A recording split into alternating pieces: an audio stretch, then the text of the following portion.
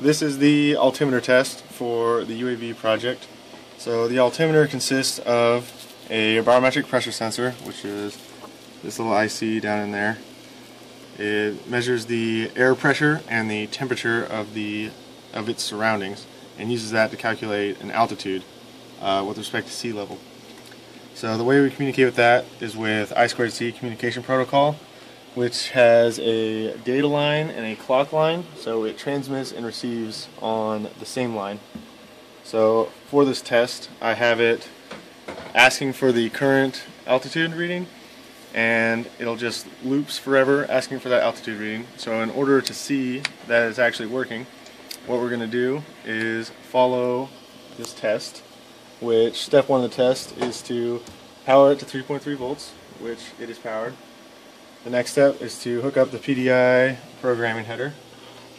Then we need to write the altimeter test.hex file onto the board. So program that on there real quick. Now we're going to take the oscilloscope and we're going to probe the data line and the clock line. So you'll be able to see that it is sending and receiving data. So this is the data. If you zoom out a little bit, you'll see there's two packets of data. And now here's the clock line, which there's also two sets where the clock runs, because the clock only runs when you are sending or receiving data on I2C.